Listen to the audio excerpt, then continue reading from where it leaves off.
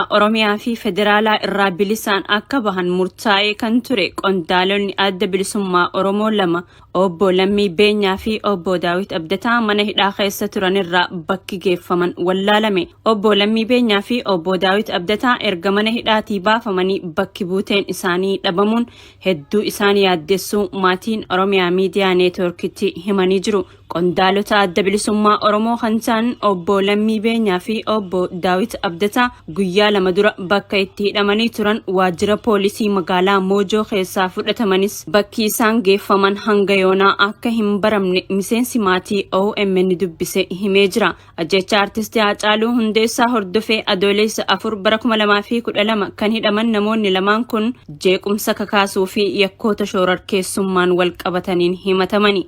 Dhimma isaanii ilaalaa kan turan manni murtii waliigalaa Oromiyaa dhaddacha muddee 14 bara 2013 ooleen wabii birrii 20,000 akka gadi dhiifaman murteessee erga bahaniin booda poolisiin deebisee to'achuun isaas ni beekama. Waxabajjii 24 manni murtii olaanaa federaalaa galmee oliyyannoo abbaa alangaa Oromiyaa kufaa taasisuun himatamtoota kana bilisaan baasuu isaa faana dha'uun bakka ji'ootaaf itti hidhamanii turanii dhabamsiifamuu isaanii Oromiyaa Miidiyaa Neetwork maatii dubbisuun gabaasunsa ni yaadatama. Obbo Lammii Beenyaa fi obbo Daawit Abdataa kana duras manni murtii waliigalaa Oromiyaa bilisa isaan baasuun kallattumaan dhaddacharraa akka gara mana ofiitti galan yoo murteessu poolisiin humna addaa Oromiyaa daandiirraa isaan ukkaamsuusaa abokaattoo isaanii obbo Guddannee Fiqaaduu wabeeffachuun gabaasnee turre. Hidhamtoonni siyaasaa kunneen ajjeefamuu artistii Haacaaluu Hundeessaa booda kan hidhaman yoo ta'u marsaa 5 oliif manni murtii bilisaan isaan baasee poolisiin isaan ukkaamsee jira.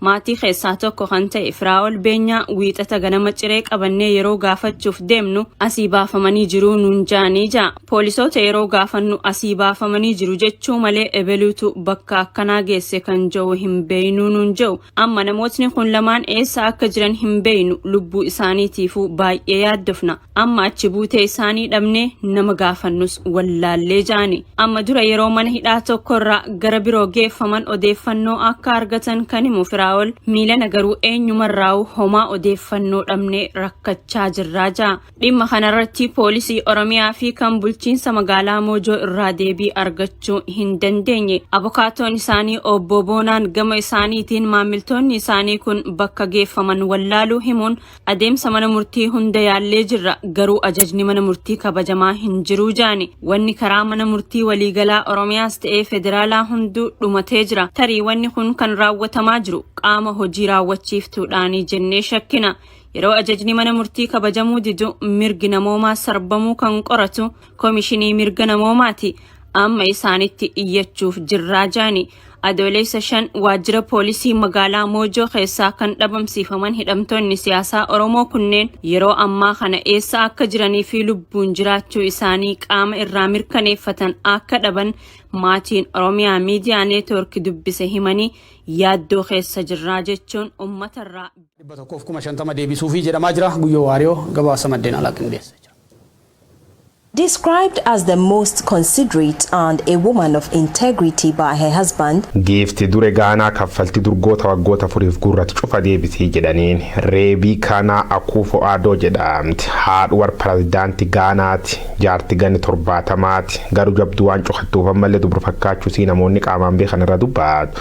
Yaakoroma, Vaaleeriyaa, Edwiina, Anderiyaana yeekukuu faalleesuma dhaale. Jaartiin tun duubee dhiirsi akkeen war faranjoota bar 2017 go qabate as durgo baay'ee gurratti jedhamuun akka deebifti gaafatamte. Beessee uummati biyyatti akka deebisuuf na gaafati cufin deebisa. Miindaa dhiyootan paarlamaan biyyattii naaf murteesselleen barbaadu jechuun haariin dubbatte. There are tried and tested interventions that have demonstrated favorable outcomes. Durgoon isiin fudhattee jedha waluma galatti Gaanaa keedi 899 yookaan $151 618 ta'u BBC'n gabaas. Isiin maallaqi kun akka naaf kaffalamuuf illee gaafan wannan fudhadhellee womnaaf malaati jechuun dubbatte. Warri abbaan langaa garuu seeraan al saamti jechuun aduu jiran. Beesse saamtee jedhaniin tan deebisuuf murteessuun isii ammilaalchi namooti sirra qaban sodaachuun akka ta'e dubbata.